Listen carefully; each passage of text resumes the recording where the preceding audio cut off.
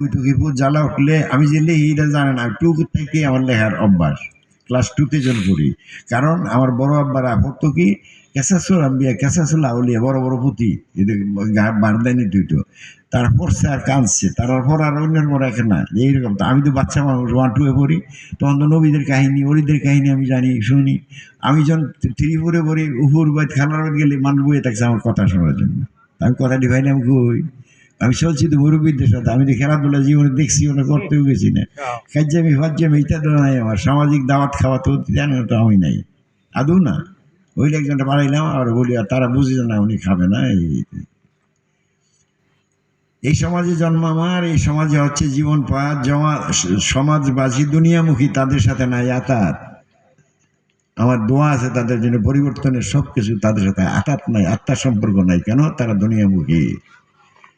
ভাই বান্দা, দুনিয়ামুখী হইও না, আল্লাহমুখী হও। আল্লাহমুখী হইয়া দুনিয়া করো, যেটা আমার রসুল পাক করেছেন। 11টা 75 14 বিয়া হয়েছে, যুদ্ধ বিগ্রহ কত, তবে কি উনি সংসারী? নবীজি কি সংসারী? দুনিয়াদার না, শান্তির প্রতীক। তো বড় বীর 49 জন সন্তান, 4 জন বিবি ছিলেন, উনি দুনিয়াদার ছিল না। তো কেমনে এত বড় সংসার কইরেও দুনিয়াদার না?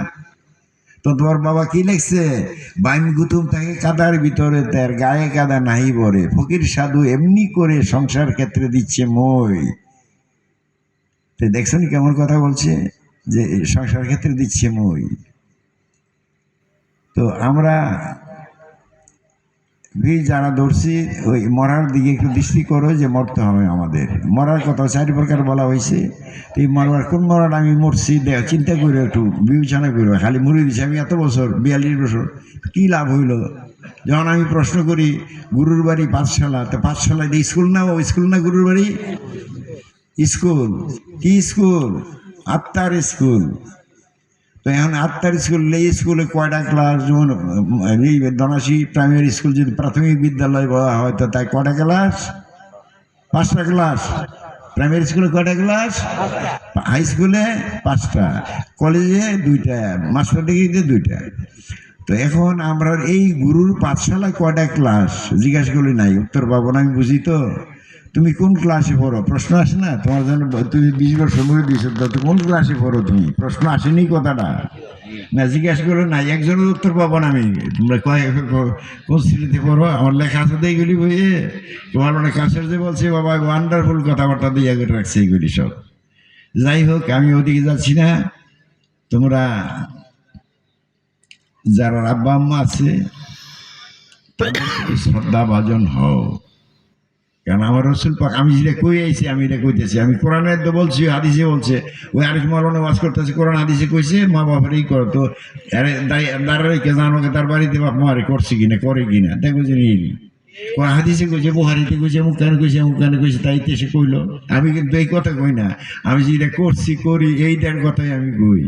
আমার আব্বা আম্মা আমার প্রথম, আমার মানে শ্রদ্ধা ভাজন ভক্তি। আমরা ছোটকালতে আব্বা মারে দিতাম, তো আব্বা মা মসজিদের কাছে তুলে দিছে, ওই পাগলের কাছে। তো আমি আমার পাগলের ভক্ত। কেমন কেমন ভক্ত কেমন। একদিন আমার এই মসজিদ কেবলা গেছে আমার মোহাম্মদপুরে, আমি তো ঢাকা, ঢাকা আমার বাসার তো বেড়াই গেছে। তো গেছে বেদ গেছে, আব্বা গিয়ে শুনছে। তো আবার কই গল গোসল করে, তো এখন এখানে দাঁড়াইছে পুকুর করে, আব্বা সালাম দিল। ও আপনার ভূতের বাসার থেকে বেড়াইছি আমি। আব্বাই কইতেছে আমার ভূত কেডা? ও ফরিদ মিয়া। তো ফরিদ মিয়া কি আমার এখনো রইল? যে না, আপনার শবর্দ করা হইলে তো আমার ভূতে এখনো রইল, এটা কন্যা কে রইল? আমার ভূতের বাসাতে বেড়াই গেছি, ফরিদ মিয়ার বাসাতে। শুনি বাবা যে খুশি, এটা উদাহরণ দিত মানুষের কাছে যে কেমন বাপ মা, অধিকার কেমন ছেড়ে দিছে। দেখছো কেমন কথা কইতো। এরকম তো আমরা সম্পর্কগুলি আব্বা মা তুলিয়া দিছে। এই তো এই জন্য এই সেই রঙ্গুসা ওই আমার গাড়া থেকে কইতো ম্যাডাম করে যাইতে 4টা খেয়াল পড়ছে, এই এই অবস্থা ভেবে ভাঙিয়া গাই গেছে।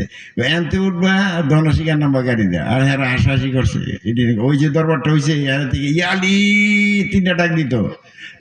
মানুষ কইতো কি আইসে বাসা আইসে, আরিয়া রঙ্গুসা আইসে, এই ফকিরটা এই জানতো সবাই তার ডাকে। তো এখন দেখা গেছে কি এই জায়গাটাই দরবার চিস্তিনগর দরবার শরীফ হয়েছে। তো ইশারা আছে না, ইঙ্গিত আছে না? আর এখান থেকে উঠলে ধনাশিকা বস্তার গাড়ি দেওয়া যাবে, আর হাসাহাসি কি ফকির গো কইছে এখন কয় আবার গল্প আর কইছিল তো ওই গেলে গা তো আমার লেখা আছে একদিন বুঝবে কথা বাড়বে ব্যথা সেদিন আমি থাকবো না নয়ন জলে বুক বাসাবে থাকতে কেন বুঝলাম না একদিন বুঝবে কথা বাড়বে ব্যথা সেদিন আমি থাকবো না নয়ন জলে বুক বাসাবে থাকতে কেন দেখলাম না থাকতে কেন বুঝলাম না যাকে আমি অন্যদিকে যাই না সারা রাত হবে না মানুষের আরো ইয়ে আছে তো সুতরাং আমি বলছি কোনটা এবার মিলাদের দিকে যাচ্ছি সবাই মদিনামুখী তথা মুর্শিদমুখী হই